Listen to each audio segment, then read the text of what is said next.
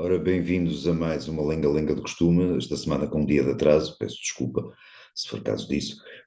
Se isso causou algum incómodo, começo por agradecer, como habitualmente, aos patrocinadores, Azeite Talismã, a Prozis.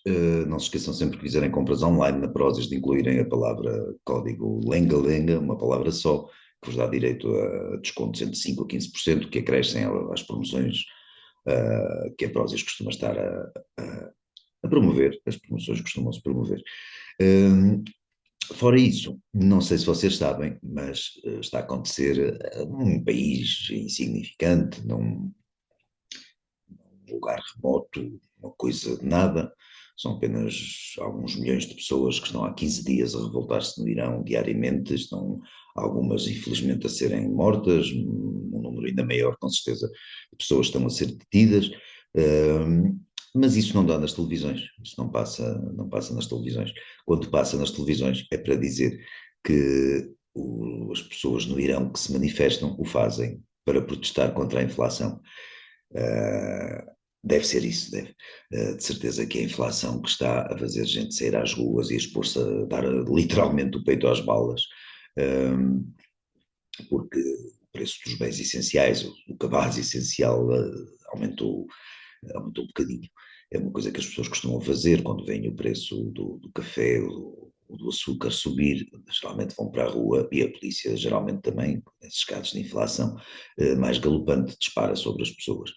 Obviamente que a inflação até foi o gatilho desta história toda, por acaso até terá sido, mas está muito longe de justificar as manifestações que estão a ocorrer no Irão e que as televisões não passam. As televisões também têm mais que fazer, é natural, estão a cobrir as importantíssimas presidenciais, estão a falar pela enésima vez de uma ambulância que não chegou. Eu não estou a desvalorizar a gravidade do que se passa no Serviço Nacional de Saúde, estou só apenas a dizer que se calhar no meio destas coisas e de acho que um tempo suficiente e abundante dedicado e relevante e fundamental dedicado ao futebol, acho que apesar de tudo caberia se calhar uma reportagenzinha ali no telejornal sobre o que está a acontecer no Irão. Pelos vistos não cabe, ou cabe só uma reportagem sobre, muito pequenina, ali um rodapé sobre a inflação do Irão, e isso gostavam de ser algumas pessoas. Não, as pessoas no Irão estão a revoltar-se e deve ser por isso que as televisões não falam do assunto, porque querem que o regime caia, querem que o regime dos ayatollahs caia, querem deixar de viver subjugadas a uma visão primitiva e selvática da religião, no caso é obviamente o Islão. As pessoas não querem viver sob um Islão político. Não quer dizer que aquelas pessoas que estão na rua queiram deixar de ser muçulmanas ou de frequentar as suas mesquitas e o que mais lhes apetecer. Querem é, sobretudo, poder fazer o que lhes apetece, sem estar subjugadas a um regime criminoso, sanguinário, fanático, transtornado, com certeza, essas coisas todas. E, muito provavelmente, repito, é por isso que as televisões não passam informações sobre o que acontece no Irão, não são só as televisões portuguesas, é um mal geral, sobretudo europeu, este silêncio, esta censura que se abateu sobre o Irão. E o Irão não é um país qualquer, e o regime dos ayatollahs não é um regime qualquer, provavelmente a tomada de poder no Irão pelos ayatollahs, na altura o líder espiritual era o muito tolerante e muito secular e muito erudito, porque até estudou em França, era o senhor Khomeini. Desde esse acontecimento da subida ao poder dos ayatollahs no Irão e da imposição de uma ditadura teocrática, foi talvez o acontecimento mais importante do mundo imediatamente antes da queda do comunismo no leste europeu e depois do 11 de setembro nos Estados Unidos, em Nova Iorque e Washington e na Pensilvânia. Se calhar estes três acontecimentos terão sido os acontecimentos que mais moldaram o mundo, que mais influenciaram o mundo para o bem e para o mal. No caso do Irão, obviamente para o mal. Nos últimos 50 anos terão sido os três grandes eventos e a possibilidade de o regime dos ayatollahs agora cair seria um quarto evento nesse meio século, um quarto evento fundamental para o mundo, porque convém não esquecer que para além do bem-estar de dezenas, peço desculpa, de dezenas de milhões de iranianos, convém não esquecer que o Irão é mais ou menos o quartel-general de boa parte, ou de uma larguíssima parte, do terrorismo internacional, não, especialmente não só de hoje, mas como de ontem, anteontem e antes de anteontem. Há muito tempo que o terrorismo internacional passa em larga medida pelo Irão, o terrorismo islâmico, que também representa uma parte significativa desse do terrorismo geral, passa pelo Irão não só geograficamente, passa pelo Irão em termos de financiamento, passa pelo Irão em termos de apoio simbólico, de apoio material, precisa do Irão, o terrorismo depende do Irão. Estou a falar do terrorismo do Hezbollah, estou a falar do terrorismo do Hamas, estou a falar do terrorismo dos Houthis, estou a falar das grandes organizações terroristas da atualidade e que mais inquietação e mais perturbação causam no mundo atual, dependem em larga medida do Irão. E a queda do regime iraniano a acontecer, eu não estou otimista a ponto de achar que vai acontecer, mas a possibilidade disso acontecer é ótima. Se isso acontecer de facto, seria, penso eu, com todas as incertezas que viriam a seguir sobre os poderes fatos do Irão e talvez a transição, não, ou é muito provável que a transição, uma eventual transição nunca fosse tão pacífica quanto possamos querer e gostar, mas apesar de tudo acho que a queda do regime em matéria de repercussão no terrorismo internacional teria um impacto muito grande, um impacto positivo, não para o terrorismo, mas para as potenciais vítimas desse terrorismo, para nós todos. Seria muito bom que o regime caísse. E pelos vistos, as televisões ou boa parte dos mídias tradicionais no Ocidente não estão muito interessados em que o regime caia. Não estão interessados em que o regime caia, por um lado, porque o regime iraniano e porque o terrorismo islâmico são aliados da esquerda contemporânea. Não é de agora essa aliança, apenas agora será mais nítida do que já foi, mas basta ler e ouvir o que a esquerda dizia em 78, 79 e 80, quando da chegada quando da tomada de poder no Irão pelos ayatollahs, pelo regime dos ayatollahs. A esquerda, não, para dizer o mínimo, não era nada antipática a essa tomada de poder, que sucedia a uma ditadura, digamos, suave, mas que a esquerda assim não considerava, do Shah Reza Pahlavi, a ascensão do Sr. Khomeini foi em parte, ajudada, alimentada pela esquerda internacional. Hoje essa aliança parece ainda mais evidente, embora talvez não se diga hoje que o senhor Khamenei, por exemplo, o ayatollah de serviço, o principal ayatollah de serviço, talvez não se aponte o senhor Khamenei como um exemplo, talvez não haja essa lata, não haja essa frontalidade, essa sinceridade de se dizer que eu gosto dele, gosto daquilo que ele faz, gosto da perturbação que ele causa no mundo, gosto da instabilidade e do perigo, gosto do terrorismo que ele patrocina. Não, talvez as pessoas não cheguem a esse ponto de dizer isso com tanta clareza, mas percebe-se perfeitamente de onde veio os financiamentos para aquelas flotilhas que iam supostamente salvar Gaza, percebe-se perfeitamente de onde vem o combustível, não, nem sempre material, acredito, mas às vezes material, mas o combustível também, vou repetir a palavra que disse há pouco, mas o combustível simbólico para tantos movimentos de extrema-esquerda que, embora tenham objetivos diferentes, em última instância acabam por ter objetivos diferentes ou objetivos intermédios diferentes do islamismo, do terrorismo islâmico, acabam por ter um fundo comum e um grande objetivo comum, que é destruir o Ocidente, ou destruir aquilo que fazia do Ocidente o Ocidente.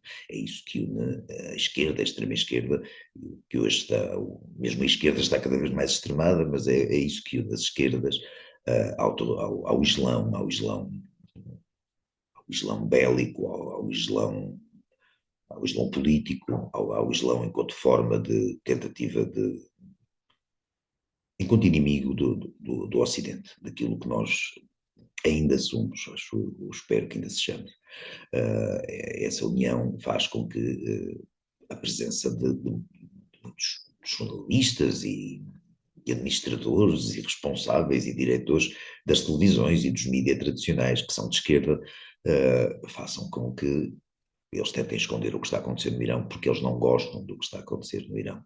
E depois não gostam, e depois há outro motivo que se prende com o primeiro, que também faz com que ajuda a manter esta censura sobre os acontecimentos do Irão, que é o facto, que eu já referi, das pessoas se estarem a revoltar contra o Islã. E ao se estarem a revoltar contra o Islã, por um lado, se as televisões dessem um grande destaque ao assunto, corria-se o risco de, ou eles acham que poderiam correr o risco de ofender os muçulmanos, que hoje em dia são, não são maioritários ainda, mas ocupam, mas têm uma percentagem muito razoável da população da Europa, na grande maioria dos países da Europa, especialmente da Europa Ocidental. Um, por um lado, isso. Por outro lado, quer dizer, o,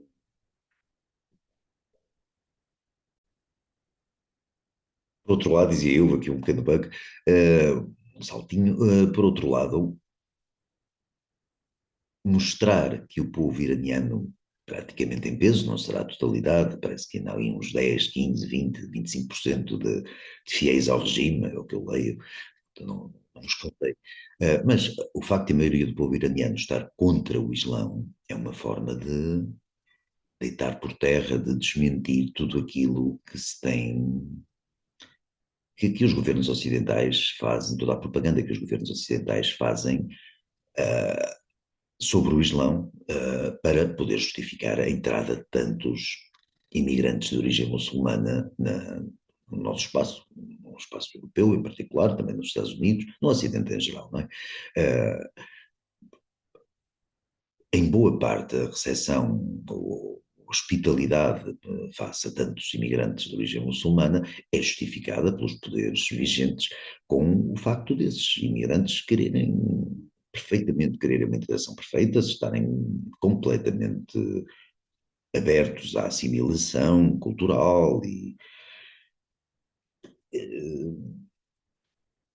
quer dizer, a propaganda em curso explica-nos que o Islão é bom, que o Islão não é mau. E, portanto, não há problema nenhum que um país, seja a Suécia, seja a Bélgica, seja a Grã-Bretanha, a França, Portugal, os Estados Unidos, a Austrália, receba em 10 anos, sei lá, o equivalente a 10% da sua população, ou 5% da sua população, em novos imigrantes, imigrantes de origem muçulmana, ou de persuasão, ou observância, ou crença muçulmana. Portanto, não há problema nenhum nisso, porque o Islão em si não traz problema nenhum. Ora, aquilo que os iranianos estão na rua a fazer, para além de arriscar as próprias vidas, não, para além de serem, mostrar uma coragem óbvia, o que eles estão a fazer é dizer que não, o Islão não é bom.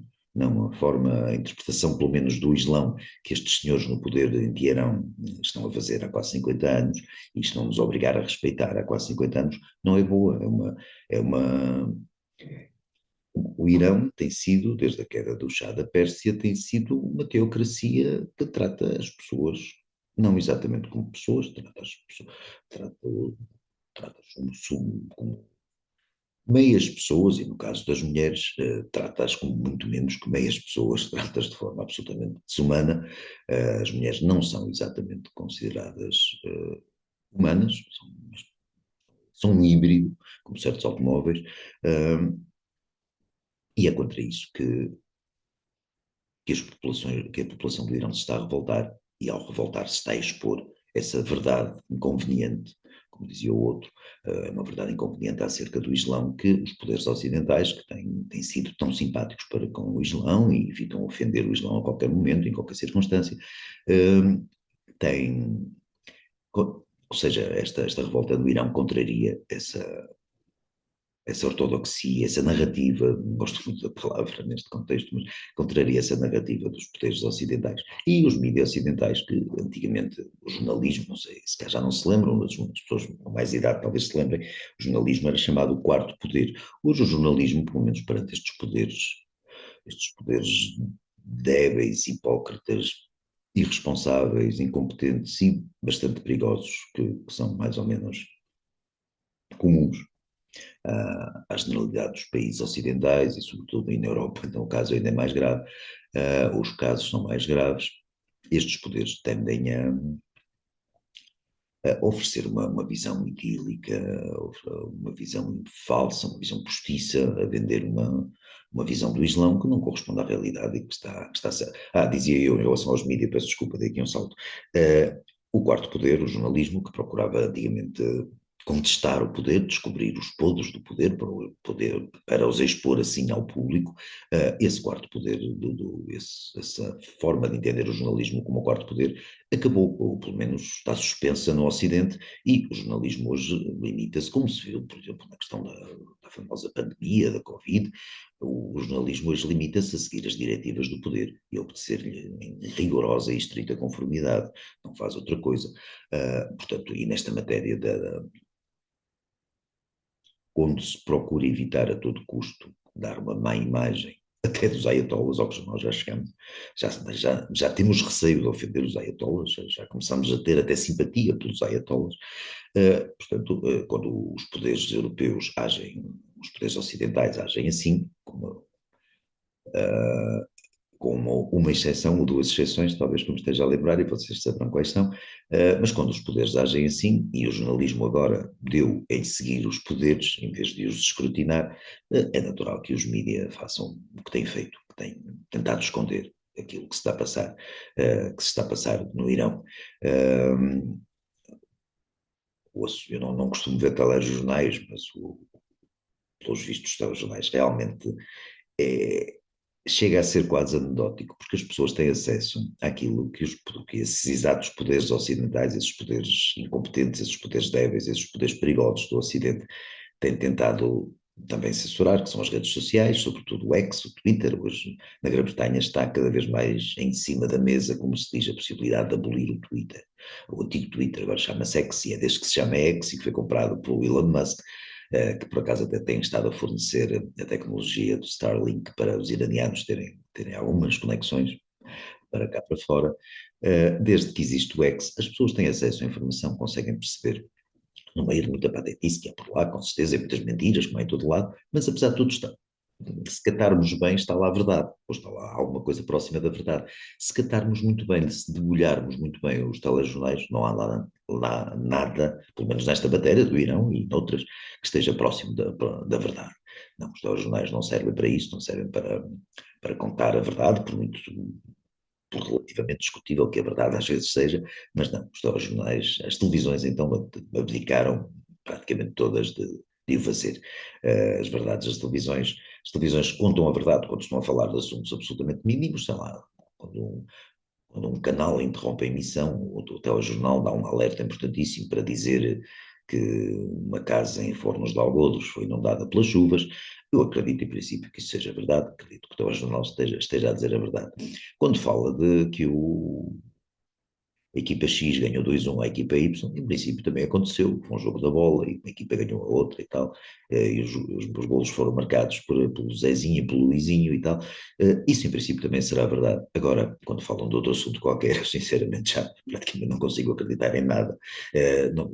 Não é que tenha que fazer grande esforço, porque não vejo os telejornais e também não faço esforço nenhum para não os ver, nem me lembro que eles existem, mas através das redes sociais e às vezes em casa de pessoas amigas, tem a televisão ligada ou num restaurante que está qualquer coisa a dar, acabo por saber, inevitavelmente, mais ou menos daquilo, e daquilo, pelo que me contam também, acabo por saber daquilo que os telejornais falam, e os telejornais, uh, no que interessa, naquilo que importa, naquilo que seria verdadeiramente relevante, os telejornais raramente dizem uma verdade, só se for por acaso o acidente ou o descuido. De resto, a informação é completamente omitida, ou é manipulada, ou é torturada até dizer aquilo que eles querem que diga, que seja dito.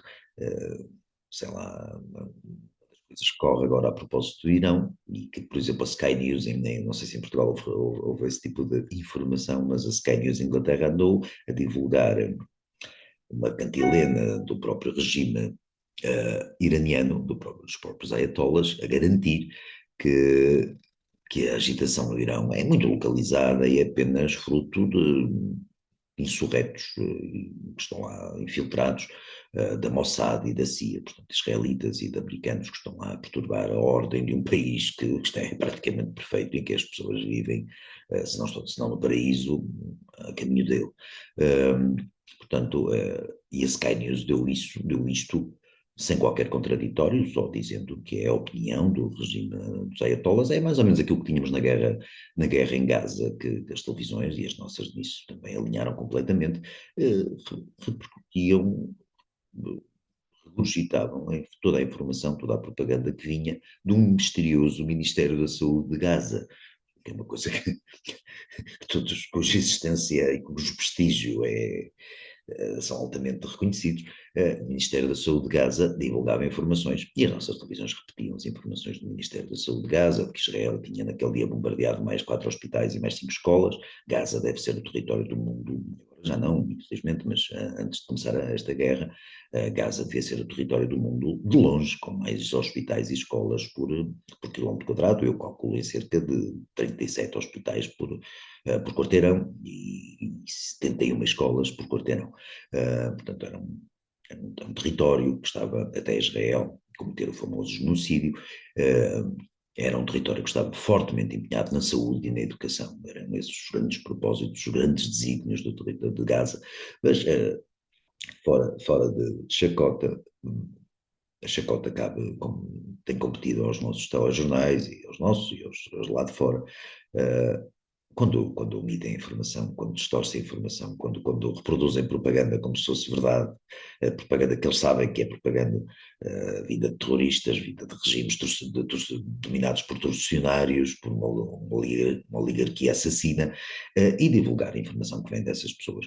É a mesma coisa que cobrir um caso policial apenas sob o ponto de vista do serial killer ou coisa da que o valha. É uma possibilidade, pode-se fazer, até sobretudo do ponto de vista artístico, ficcional, literário, cinematográfico, etc.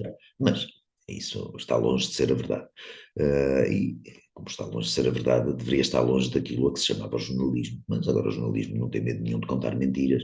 Não é a primeira vez na história, com certeza que o faz, mas é talvez a primeira vez na história que o jornalismo de países ditos livres, ou que o jornalismo praticado em regimes ditos democráticos, aposta e se dedica a evitar a verdade com muita ou com demasiada frequência. É isso que tem acontecido e é isso que tem feito com que os nossos telejornais, os nossos, do Ocidente em geral,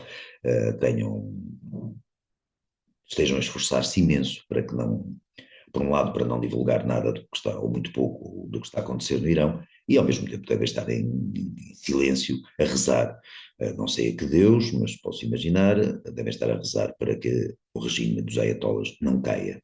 Seria péssimo que para eles, por preferências ideológicas, por alianças estratégicas, porque iria contradizer todo o discurso sobre o Islão afetuoso e desejável que os poderes públicos andam para aí a divulgar. Portanto, para ele, é todo o interesse deles que o regime dos ayatollahs não caia. Se vai cair, eu não faço ideia. Eu gostaria muito que caísse, gostaria muito que aquele regime acabasse. Acho que teria consequências muito positivas para o mundo, como já disse.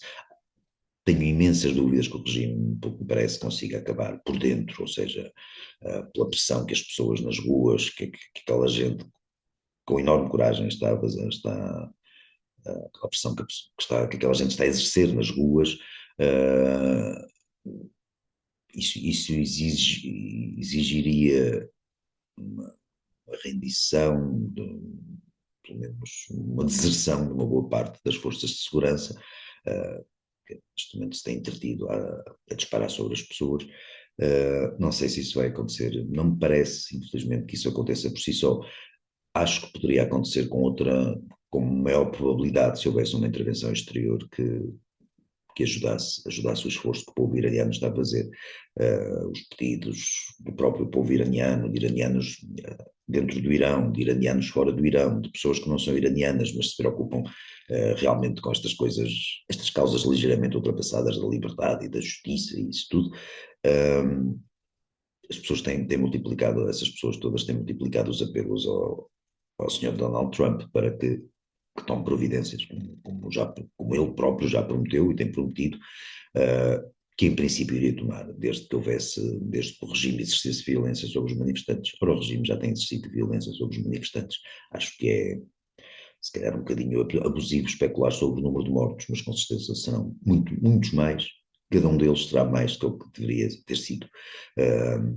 Quem deveria morrer por exigir liberdade, por exigir democracia, de facto, que a esquerda não esteja alinhada com isto, pelo contrário, que a esquerda esteja alinhada com aqueles que disparam sobre os manifestantes que pedem liberdade e democracia, isso não é de estranhar. A esquerda sempre esteve do lado dos regimes opressores contra a liberdade e a democracia, salvo em muito raras exceções, e quando a esquerda está contra um regime de facto opressor, não quer substituí-lo por liberdade e democracia, quer substituir o regime opressor por um regime igualmente opressor ou ainda mais opressor que o anterior. Vimos o caso português. Portanto, no Irão não haveria, não seria exceção, nem isso deve espantar ninguém, este posicionamento da esquerda e dos seus companheiros de estrada. O que, independentemente dos espantos ou das surpresas, eu gostaria muito realmente que os Estados Unidos ou quizá Israel dessem um empurrãozinho necessário, ou que pode ser necessário, pode ser determinante para que a agitação nas ruas do Irão possa fazer correr com aqueles criminosos dos palácios que eles ocupam. Isso seria muito bonito, por um lado, seria muito bom para a população do Irão, por outro lado, e por outro lado ainda seria muito bom para todos nós. Estou a acreditar que sim. Por muito que houvesse turbulência pelo caminho, que houvesse com certeza muitas situações a resolver e a decidir, e nem sempre se calhar da forma mais agradável ou mais simpática, mas a verdade é que seria positivo que um regime sanguinário caísse. Nunca achei que fosse negativo que um regime assim caísse. Não estou a ver grandes circunstâncias em que isso possa ter, pelo menos a médio prazo, ter tido consequências negativas. Se um regime é dominado, está nas mãos de selvagens, um regime é determinado por selvagens, por autênticas bestas, por animais no pior sentido da palavra, coitada da bicharada. Se um regime é assim, esse regime não só merece cair, obviamente, do ponto de vista moral, mas esse regime deve cair do ponto de vista humano. Acho que é sempre preferível que isso aconteça. E gostava que acontecesse no Irão. Há muita gente que parece que não gosta. Estão no grotesco direito deles. É um grotesco direito que lhes assiste e que eu espero que seja, por uma vez em quando tem que acontecer, que seja o bem a perdurar sobre o mal.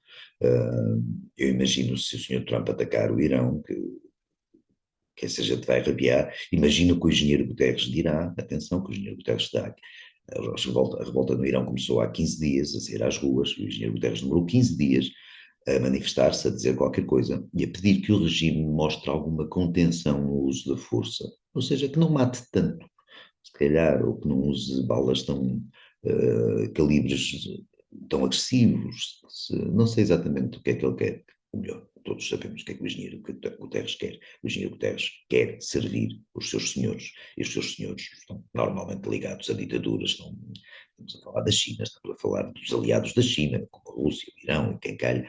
Portanto, o engenheiro Guterres tem uma agenda, e a agenda é preenchida com os piores nomes e os piores contactos possíveis.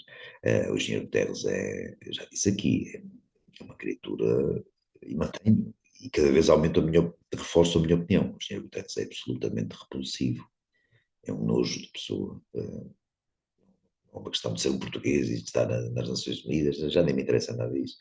É um nojo de pessoa, pronto, podia estar a desempenhar a função que estivesse. Pior que aquilo é difícil de imaginar.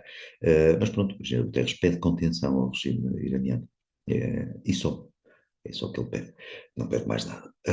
Eu peço agora só a vossa atenção para a despedida da Lenga-Lenga do Costume para esta semana. Acho que fico por aqui.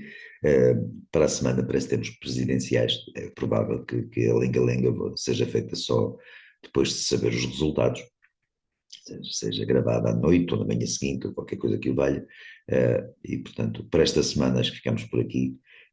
Vamos ver se as presenciais animam alguma coisa. Não estou a ver maneira disso acontecer, mas os candidatos são o que são e são os que temos e são com certeza aqueles que merecemos. Mas esse é outro assunto. Até para a semana. E não se esqueçam, quando fizerem compras na Prozis, lenga-lenga, uma palavra única e têm logo descontos. Podem ir até 15%. Muito obrigado.